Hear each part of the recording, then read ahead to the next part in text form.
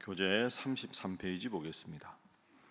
방백들이 바벨론에 항복하라는 예언을 전했다는 이유로 예레미야를 진흙 구덩이에 던져 죽이려 하지만 왕국 내시 에벤멜렉이 왕의 허락을 받아 예레미야를 구출합니다.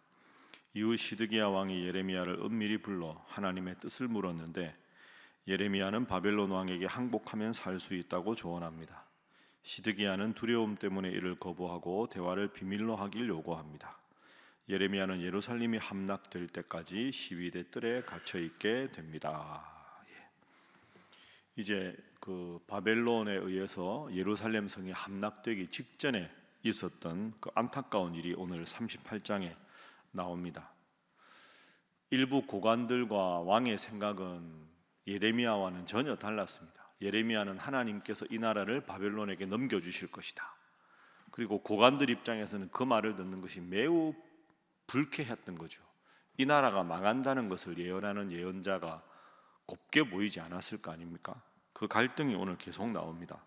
자, 38장 앞부분 보겠습니다.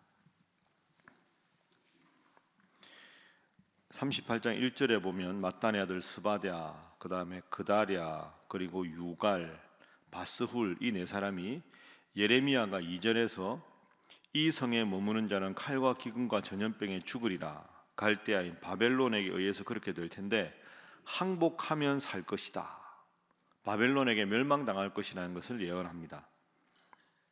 자, 이 말이 참 고관대작들 입장에서는 화가 나는 말 아닙니까? 자기들이 벼슬 아치고 이 나라 정치를 도와주는데 나라가 망하리라, 이런 예언을 하는 겁니다. 그래서 이 고관대작들의 보십시오, 4절. 자, 4절 말씀 함께 읽어봅니다. 시작. 이에 그 고관들이 왕께 아뢰되 이 사람이 백성의 평안을 구하지 아니하고 재난을 구하오니 청하건대 이 사람을 죽이소서. 그가 이같이 말하여 이 성에 남은 군사의 손과 모든 백성의 손을 약하게 하나이다. 아멘. 자, 예레미야를 죽이십시오, 이렇게 말합니다. 그런데 여러분, 앞뒤 맥락을 다 잘라내고 4절만 딱 보면 4절은 틀린 말이 아닙니다. 이 사람이 백성의 평안을 구하지 않고 재난을 구합니다. 이 사람을 죽이십시오. 그래야 남은 군사와 백성들의 손이 약해지지 않을 것입니다. 시드기야는 힘이 없습니다. 5절에 보면 그가 너희 손 안에 있습니다. 왕은 조금도 너희를 거스를 수 없습니다. 이 말은 왕이지만 자기가 힘이 없는 왕이라는 걸 실토한 겁니다. 그러면 지금 상황에서 예레미야는 나라가 망한다고 예언하고 고관대작들은 한 목소리로 이 나라의 안녕을 기도하지 않는 예레미야를 죽이라고 하고, 왕은 뭐 여러분들이 원하면 그렇게 해야죠, 저는 힘이 없는 왕입니다, 이렇게 말을 하고 있습니다. 여러분, 이 상황에서 다수결로 하면 어떻게 되겠습니까? 예레미야는 죽어 마땅한 겁니다. 왕도 암묵적으로 동의한 거 아닙니까? 거듭 생각해보면 4절은 그 말 자체로는 틀린 말이 아닙니다. 근데 중요한 건 뭡니까? 하나님이 어떻게 보시느냐가 중요한 겁니다. 예레미야는 왕이나 고관대작들이 미워서 나라가 망할 것을 저주한 게 아닙니다. 자기도 나라가 망하는 걸 보는 게 괴로운데 23년 동안 하나님께서 이 나라가 멸망할 것이다, 멸망한 후에 70년간 포로 생활하다가 다시 내가 건질 것이다 하는 말씀을 줄곧 주셨습니다. 그 말씀을 받은 선지자는 말하지 않을 수가 없는 겁니다. 그런데 왕을 위시한 모든 백성들의 대부분은 그 말을 듣기를 싫어하는 겁니다. 듣기 싫어도 하나님 말씀이니까 하는 거죠. 이게 예레미야의 선지자로서의 운명이고 이 선지자의 고독과 외로움입니다. 참 예레미야가 얼마나 고통을 많이 당합니까? 그러나 결국은 어떻게 됩니까? 하나님 말씀대로 역사는 움직여가는 겁니다. 역사는 다수결이 아닙니다. 여러분, 진리는 다수결이 아닙니다. 많은 사람들이 원하느냐 원하지 않느냐가 중요한 게 아닙니다. 하나님이 무엇을 원하시느냐, 역사의 주관자이신 하나님의 뜻에 누가 서 있느냐, 그게 중요한 거죠. 지금 이 나라 상황이 여러 가지로 어렵습니다. 제가 여러분들하고 주일날 기도하는 게 추상적으로 들릴 때가 있을 겁니다. 그러나 오늘 본문을 봐도 그 기도가 추상적인 것 같지만 정답입니다. 하나님이 이 나라에 원하시는 뜻이 무엇입니까? 그 뜻을 집행하고 실행하는 이 나라가 되게 해 주십시오.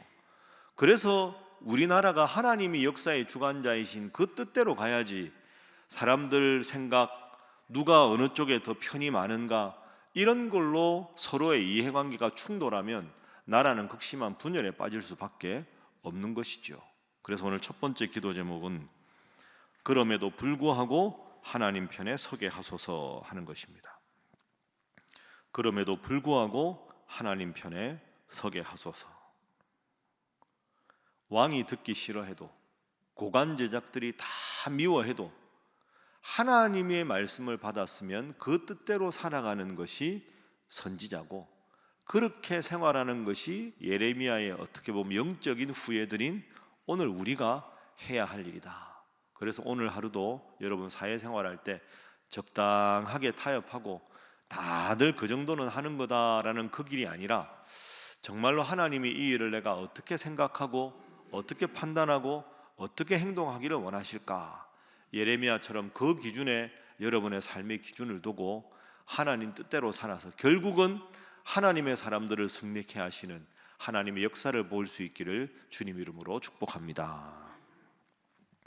자, 그런데 이 일의 결과가 어떻게 됩니까? 6절 보십시오. 아까 5절의 왕은 여러분들 뜻대로 하세요, 저는 힘이 없습니다. 그러니 이들이 하는 일을 보십시오. 6절에 그들이 예레미야를 끌어다가 감옥들에 있는 왕의 아들 말기야의 구덩이에 던져 넣을 때 예레미야를 줄로 달아내렸습니다. 큰 구덩이에 줄로 달아내렸는데 구덩이에는 물이 없고 엉망진창할 때 진창뿐입니다. 그 진창에 예레미야가 빠졌습니다. 그러면 이 상황에서 예레미야가 어떻게 되겠습니까? 맥락을 쭉 보니까 지금 거기서 굶어 죽을 수밖에 없는 상황입니다. 9절에 보면 성중에 떡이 떨어졌다. 나라가 지금 일촉즉발의 위기라 양식이 성중에도 없으니까 진흙 구덩이에 빠져있는 예레미야에 신경 쓸 사람이 하나도 없습니다. 그럼 예레미야는 볕도 안 드는 그 진흙 구덩이에 빠져있다가 음식도 하나 안 넣어주면 죽을 수밖에 없는 그런 상황이 되는 겁니다. 어떻게 보면 참 사람이 잔인하죠. 그리고 또 어떻게 보면 참 하나님의 사람이 고독합니다. 얼마나 예레미야가 외로웠겠습니까? 그런데 예레미야는 여기서도 타협하지 않습니다. 끝까지 하나님이 주시는 고난이라면 달게 받습니다. 그래서 역사에서 시드기야는 기억하지 못하고 오늘 이 고관대작들의 이름은 전혀 기억되지 않지만 예레미야의 이름만 기억되는 겁니다. 하나님 편에 서는 것이 중요하고, 두 번째는 하나님 편에 서기 때문에 내가 때로는 오해를 받을 수도 있고 사람들에게 미움을 받을 수도 있다. 그러나 하나님은 결국 그를 지켜주신다. 이게 오늘 본문의 교훈입니다. 두 번째 기도 제목은 의로운 고난도 기뻐하게 하소서 하는 것입니다. 의로운 고난도 기뻐하게 하소서. 성경의 제일 대표적인 의로운 고난은 예수님의 십자가 아닙니까? 십자가가 없으면 부활이 없습니다. 고진감래 이런 말도 있지요. 아무런 수고하지 않고 그저 얻으려고 하는 것이 문제 아닙니까? 그러나 고난이 있어야 영광이 있고, 하나님 편에 서서 때로는 외롭고 때로는 힘들어도 예레미야가 그것을 잘 견뎠을 때 하나님은 결국 예레미야의 편에서 예레미야를 도와주셨습니다. 믿음 생활도 잘하고 세상에서도 인정받고 이렇게 살아가고 싶은 게 우리의 흔한 보편적인 마음입니다. 그런데 살다 보면 하나님 앞에도 잘하고 세상 사람들에게도 좋은 평가를 받는 두 가지가 부딪힐 때가 있습니다. 그 부딪힐 때 당장은 사람들의 평가받는 게 좋은 것 같지만 예레미야는 그 길을 버리고 끝까지 하나님 원하시는 길을 섰을 때 하나님이 도와주셨습니다. 때로는 오해도, 때로는 미움도, 때로는 의로운 고난도, 그러나 그것이 하나님 원하시는 길이면 기도하고 내 뜻대로 마시고 아버지 뜻대로 되기를 원합니다 하는 예수님처럼 인생의 모든 일을 주님 앞에 맡길 수 있는 여러분이 되시기를 주님 이름으로 축복합니다. 참 예레미야가 그런 점에서 훌륭합니다. 자, 이제 예레미야가 진흙구덩이 진창에 빠져 있습니다. 그러다가 결국 이대로 죽겠다 싶어서 줄을 내려서 13절에 구덩이에서 끌어냅니다. 자, 끌어내고 나서 그 다음 사건이 14절부터 나옵니다. 14절 말씀, 자, 함께 읽어봅니다. 시작. 시드기야 왕이 사람을 보내어 선지자 예레미야를 여호와의 성전 셋째 문으로 데려오게 하고 왕이 예레미야에게 이르되 내가 내게 한 가지를 물으니 한마디도 내게 숨기지 말라. 아멘. 시드기야 왕이 살짝 예레미야한테 갑니다. 왜? 시드기야가 지금 힘이 없죠. 그러니까 다른 신하들 다 알게 가면 바벨론에게 멸망당하겠다는 예레미야를 찾아갔다는 말은 그 일에 은근히 동조하는 것처럼 비치면 고관대작들이 왕을 쳐내릴 수 있으니까 조심스럽게 가는 겁니다. 그러고는 시드기야 왕이 예레미야에게 묻습니다. 야, 진짜로 하나님이 이 나라 멸망한다고 했나? 맞습니다. 이 나라는 결국 멸망할 것입니다. 그 이야기를 쭉 다시 하거든요. 그리고 예레미야가 20절에 뭐라고 하느냐 하면 20절 후반줄에 보십시오. 여호와의 목소리에 순종하십시오. 그리하면 왕이 복을 받아 생명을 보존하실 것입니다. 하나님 목소리에 왕이 순종해야 합니다. 21절. 그런데 만약에 항복하기를 거절하시면 당신은 비참한 최후를 맞이하게 될 것입니다. 그 왕이 그래도 자기를 찾아왔으니까 하나님 말씀대로 해야 왕이 삽니다. 나라가 당장 망하는 것 같지만 그래야 결국 이 나라가 살아나는 비결입니다. 간절하게 말합니다.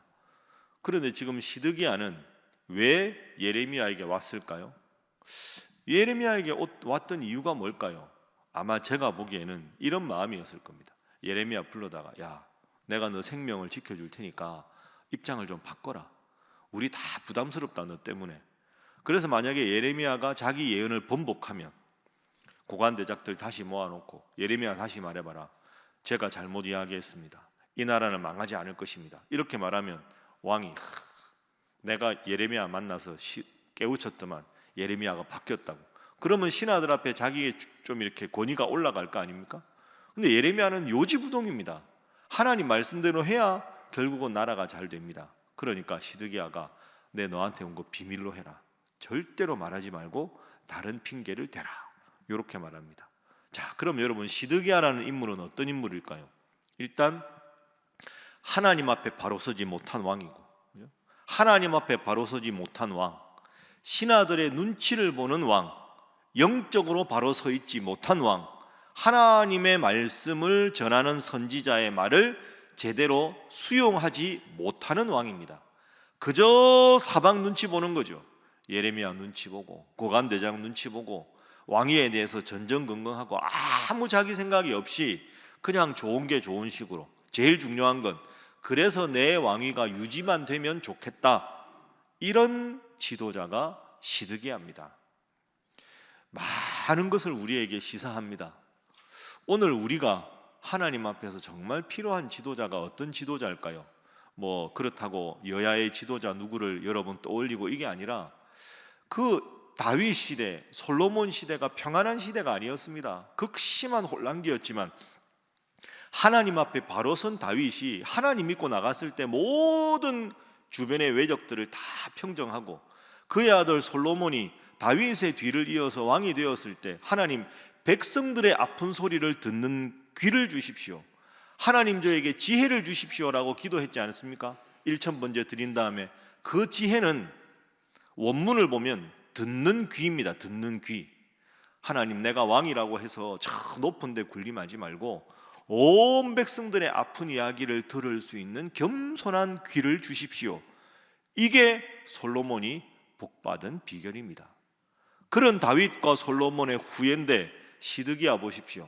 하나님 생각 안 하고 백성 생각 안 하고 그저 고관대작들의 눈치 보면서 이렇게 저렇게 이러니 나라가 제대로 되겠습니까?